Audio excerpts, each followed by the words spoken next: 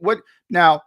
The one aspect, and it's a very small lane, and you can bring Mike up whenever you can, Xander. But here's our buddy Mike Gill. We're talking about Jalen Hurts and his personality, is how stoic he is, Mike. And I look at one specific lane that I have a problem with, and I brought it up earlier on the show. He didn't defend his coach when he had a chance to defend his coach. That I'd say, well, what's going on there? I don't care about anything else. It's like, if from a coaching perspective, guys, if Nick Sirianni went out there and said, you know what, so and so stinks, this was a horrible game, fan base would be just so upset. But yet they get upset when he says, I got to do a better job, when he protects them, when he says stupid stuff about drawing pass interferences down the field. Well, which one do you want? You can't have both. Same thing with Jalen Hurts. That's how I look at it. Yeah, guys, good morning. Yeah, I've been having this discussion for weeks, though. I didn't just kind of come to this when this has started to go bad. You know, this is the classic Jalen Hurts when things are fine and you're in your mind, you're like, this guy only cares about winning the Super Bowl, winning a game in week 14. He's above that. But if you can't have joy in success, and when things start to go bad and everybody's kind of waiting for you to be the pivot man, and you're still kind of in this robotic world, is almost like the downfall of Andy Reid. When you're winning, I got to do a better job works when you lose 4 times a year. But when your team stinks, I got to do a better job every week catches up to you of, you've been telling me you need to do a better job. The job is not getting better. And Jalen has almost become Andy, where the standard's the standard. Well, you're not playing to the standard. What else do you got? What other button can you push in that, robotic answer that you're giving us? And there you would know better, John, but like from the outside looking in, are some of the other players saying, man, we're kind of getting waxed here and you got nothing for it. Like we're turning to you for something to make this sound better, and you're not helping matters at all here. So I can see, like, if you can't have the joy in the success and now things aren't going your way, is that going to work? Is there only one way to be a leader, and he only knows it because quite frankly, let's be honest, most of his life he's only had He's success. only one. Yeah. Right. He's only one.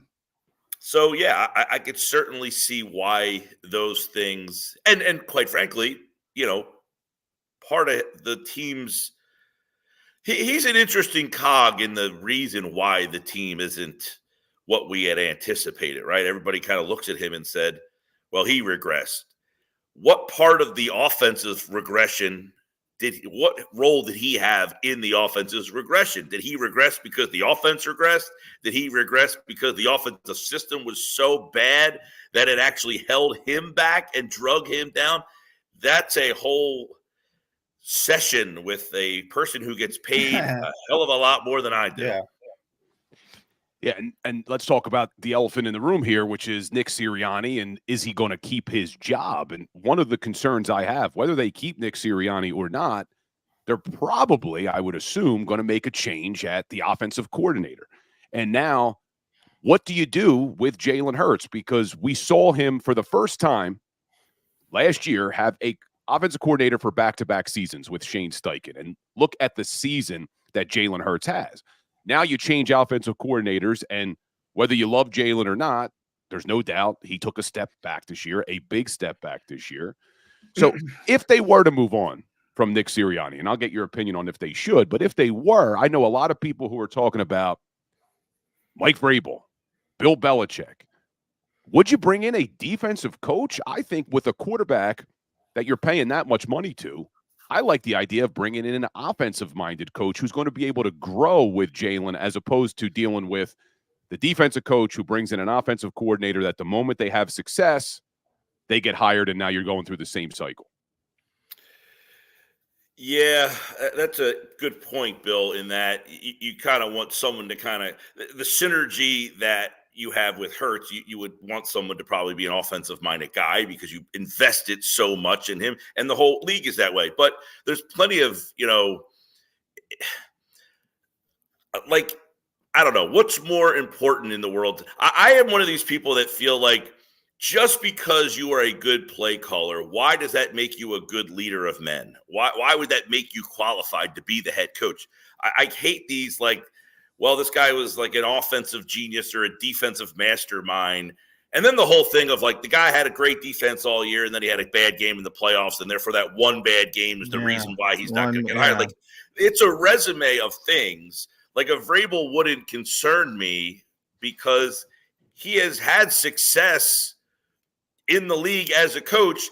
His offensive coordinators have changed. I mean, he lost Arthur Smith. Now the team wasn't as good, but that also coincided. Offensive genius, by the way. How did that work out in Atlanta? I do not like the way he used Bijan Robinson at all this year. They had a lot of weapons. Now the quarterback, but that's the thing. The quarterback wasn't very good in Atlanta. But I see your point. I just think it's more important to get the right guy who is in charge of the entire team. So many times we worry about just the quarterback. And yes, the quarterback is very important. But, Nick Sirianni showed he got this team, and give Nick credit, he got this team to the playoffs the first year by being a good coach. They were 2-5, and he said, we're not good enough doing what we're doing. We've got to simplify this team. We have no weapons. Let's run the ball. And they essentially used the offensive line and ran themselves to the playoffs. That was a great job by Nick, or whoever you want to give credit for pivoting in that moment. And then last year, they had a team that really kind of grew together, and Hurts became the superstar of that team as the quarterback. But really, it was a team effort of and I thought Nick did a really good job of just kind of being the CEO manager of that team. But I don't know, Bill, you have a law background. You ever watch Suits? I never did. Everybody tells me to watch that show. All right. Well, the concept of, they had this firm, and Harvey is one of the managing partners with Jessica and Mike, who they bring in. And then everybody starts leaving him. And then Harvey's not the same. He's having problems dealing with the fact that his group of guys isn't there anymore. And I'm wondering if, like, Nick got too much too fast, but he was able to handle it because he was comfortable in his surroundings with Shane and John, who he got to bring with him. And now everybody's leaving him. And in the show, Harvey's like, well, what, are you going to leave too? Are you going to be the next one that leaves? And Brian Johnson his name is in the circle, and it's like, now you're going to leave too? Like, yeah. I didn't sign up for this job. I got it and brought my friends with me, and we had a great time and success. And now look what I'm left with here. So I think you need someone who is ready for this job. I know they've done it before. They found guys, Andy and Doug. But one thing I wonder, and I don't know how deep Sirianni's Rolodex is. If you keep plucking guys from him, who else is he bringing in here? I mean, where else is he going to hire people? And at that point, you get to the next phase. Is he going to start giving people, this is your coordinator, like it or not? And does he want that job? Now, you would say, is he getting another? Doug Peterson knows he's getting another job. Does Nick Sirianni know he's getting another job if he doesn't just suck it up and take it? I don't know about that. Really? Nick Sirianni would be hired quickly. You think? Yeah, very quickly. I think, in a lot of ways, I find this conversation just amazing. I mean, the guy's got a 667 winning percentage, and he's made the playoffs 3 consecutive years, 3 out of 3. And you look around at these other organizations who, Detroit just won their first playoff game in 3 decades. And, I mean, there's so many of these organizations that have struggled to find things. And you look at just his class, where everybody thought, oh, the Eagles are behind the 8 ball because they were late. They didn't get Brandon Staley wouldn't interview with the Eagles. What disrespect. Well, thank God Brandon Staley didn't interview with the Eagles. Arthur Smith, Robert Saleh, awful. The only one still employed nobody knows why he's employed, and that's Robert Saleh. But yeah, it's amazing to me where we are. That happened in the last cycle too with Peterson when he got hired. Yeah, exactly. But John, and the Eagles, John, and you the gotta Eagles, yeah. you got to understand though where the fans are coming from here is yes, But as good I'm going as to get upset right now. I'm going to get people. I don't give a shit about the fans, Bill. yeah, but And that's where you get in trouble. But here's That's where what you I'm get in talking about. trouble. But this is what I mean by it. And whether you're talking about fans or anybody, as good as Sirianni has been with the record and what they've done over the years, and I'm not saying that they should move on from him, but the reason I think they need to consider it is because you've also never seen an historic collapse like what we've seen over the last 7 games. And you got to go back to what, the 1986 Jets to see a team that fell apart like that. And I would have said before the Giants game, anyone calling for Sirianni's job, I said it on my show, complete overreaction. And then you saw the way they came out against the Giants. And then you saw the way they came out against the Tampa Bay Bucks in a playoff game. And that's why I think at this point, not saying they should, but you should consider moving on from Sirianni, even in light of the fact that his record is as good as it is, because I've never seen a team really look like they've given up when they're still in the playoffs. Well, and that's the part I mentioned, guys, that concerned me the most was the effort. But I've been bringing up the longest tenured coaches, and I don't think because we just lost 2 of them, Bill Belichick and Pete Carroll, and everybody's got a shelf life, as I said. But if you look at the longest tenured coaches with one team in the NFL right now, in the wake of Belichick leaving and Pete Carroll, it's Mike Tomlin, 17 seasons, number 1. By the way, 17-0 when it comes to winning seasons. 17-0. Never had a losing season. Number 2, 16, John Harbaugh. Best team in the AFC. Number 3, Andy Reid. Best coach in the NFL. By far, now that Bill Belichick is out for the time being. Next, 7 seasons, Sean McDermott. Pretty good team. Has some issues. Kyle Shanahan has some issues. Pretty good team. Sean McVay. Pretty good team. Won a Super Bowl, had to revamp. He's back in the playoffs, almost upset the Lions. Then it comes down to 5 seasons. Zach Taylor with Joe Burrow, pretty damn good. Matt LaFleur, pretty damn good. Continuity matters. That doesn't – every single one of those coaches has had struggles. And it would be easy to pull the plug. Easy. But you got to get to the other side. And Mike, you brought up, has anybody paid attention to Jeffrey Lurie? He's not hiring Bill Belichick. He's not hiring anybody with cachet. He's gone what he wanted. He hired Doug Peterson and Nick Sirianni because they will sit in their position and allow Howie to build the personnel. He's going to have to change his whole organizational philosophy and forget about a defensive coach. Yeah, I don't think he's going to hire any of those big name people. The Vrabels, the Belichicks. I wouldn't think he would go that route. So if people like, I think I've asked you on my show because I've got questions a lot from my viewers and listeners. Is more, well, do you have to change your thinking because of the candidates that are available to you this year? Because you have such, and at the time, Mike Tomlin was even teetering, and now he has said he's going to go back. I will say, look, Sirianni, this is a really tough case, Bill. You bring up the part of the epic collapse. You talked about all these guys. McVay, he had a bad year. They got a ton of injuries. So it wasn't like he had a roster full of guys that was 10-1, and then they fell apart. And it's not just that you lost. Okay, I can lose to San Francisco and Dallas and even get blown out in those games. It's not a situation of I'm Miami and Dallas where every time I play a good team, I just lose. But I'm in the game. I'm just kind of missing by a play or I step out of bounds. I'm getting my ass kicked by completely inferior opponents. Like completely inferior rosters. I am getting absolutely Rochambeau'd and dominated in the game. Not 1 week, but 2 months worth of just having no answers. That almost erases the success you've had to the point to get you there.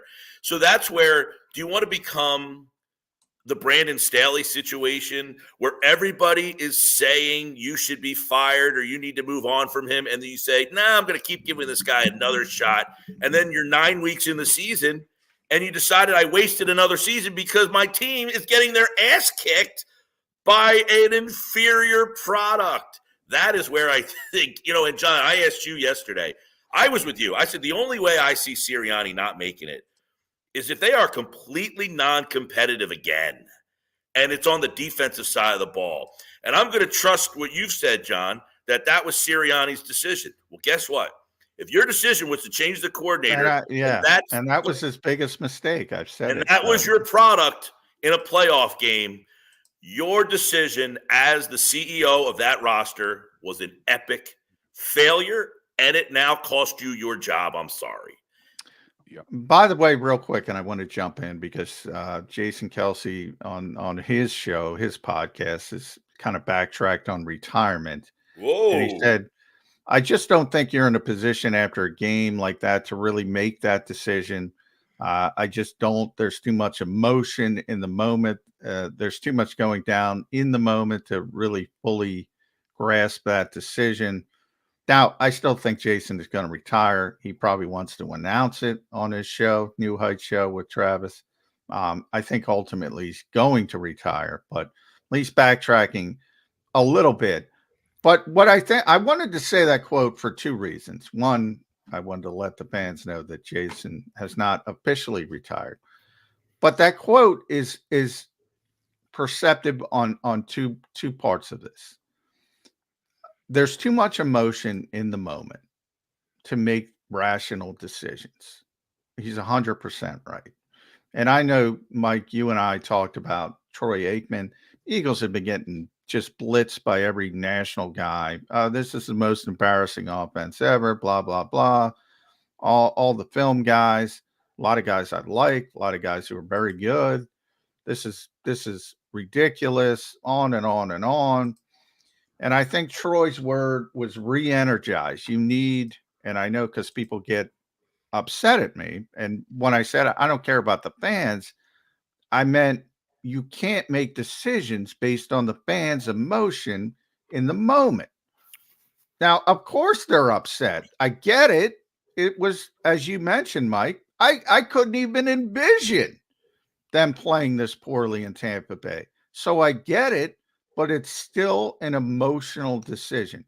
I think if you take two steps back, you're going to step one, and you're going to have another guy.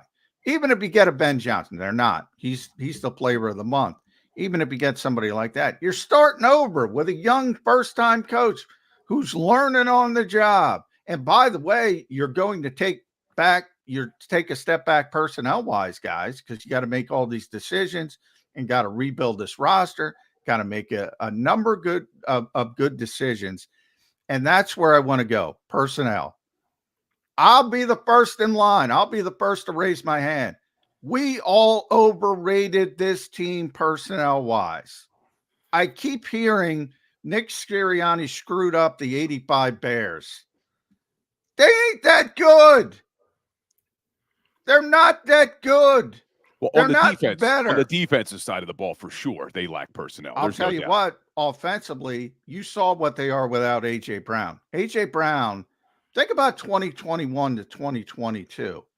I talk about it all the time. A.J. Brown was the final piece of that puzzle. Everything fell into place.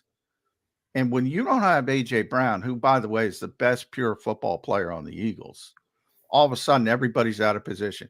Devontae Smith is in the 2, he's a 1. Dallas Goedert is in the 3, he's a 2. Quez Watkins is on the field. DeAndre Swift, Miles Sanders ran for 1,200 yards. The offensive line is great, but they weren't as good.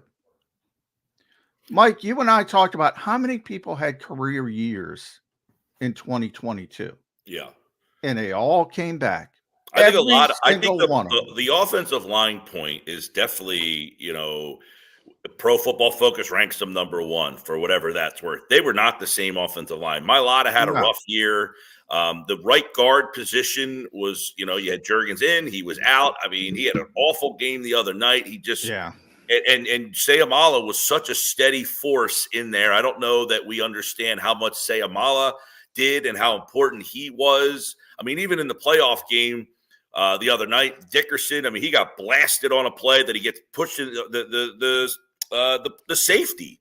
Dickerson, that safety happens because Dickerson got whipped on the play. And Hurts is constantly getting pushed out. Now, people are blitzing them all over the place. I mean, so obviously their blitz pickup and packages were a disaster. How much of the offensive line is at fault there?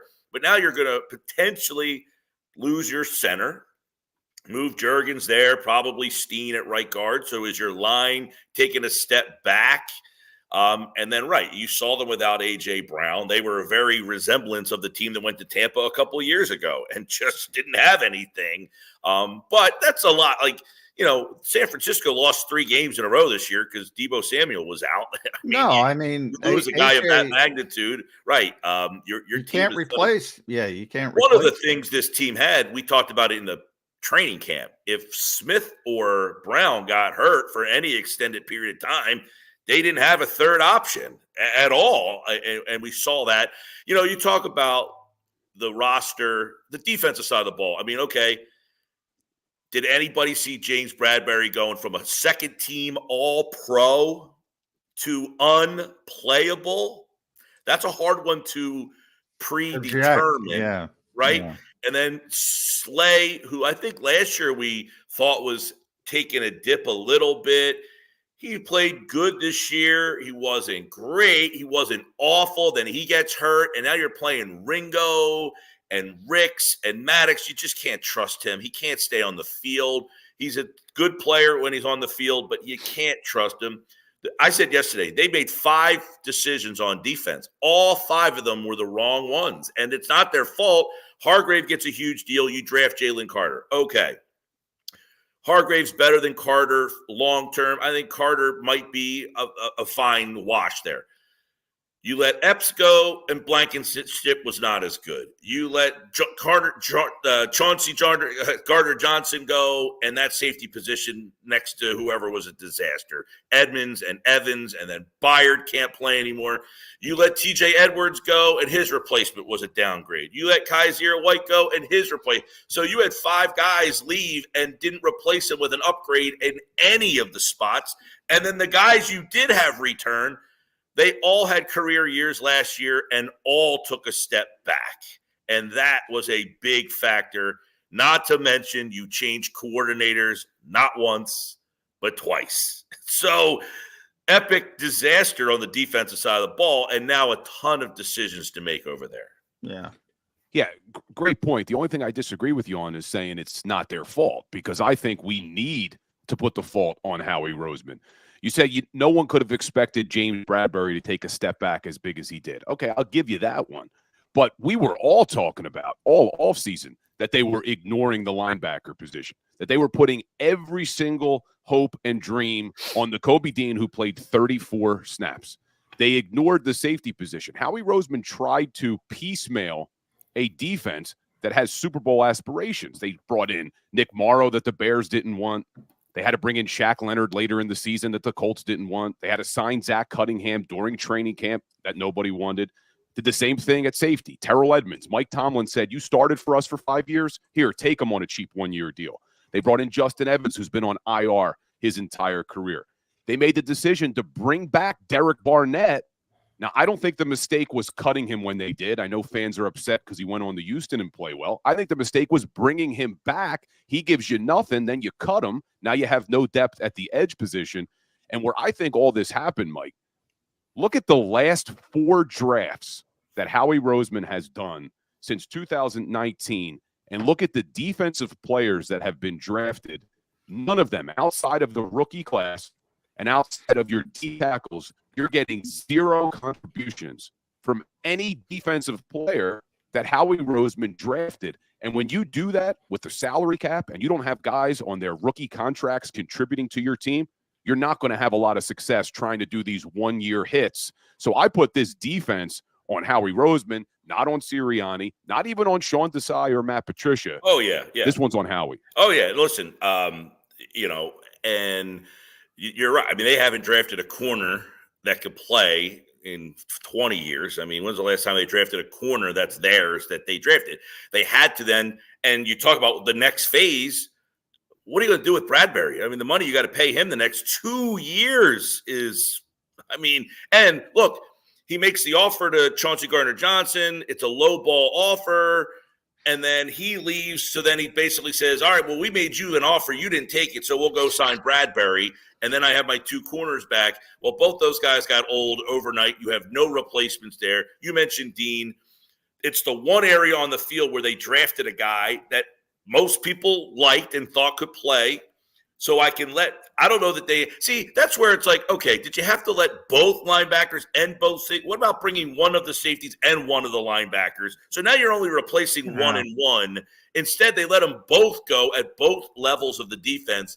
And really, as you mentioned, they didn't have a safety that they could plug in there. They thought Blankenship could play full time. I mean, that's an oversight. And even not only that, Mike, if you bring back, forget about CJ and TJ, because they were the more expensive ones.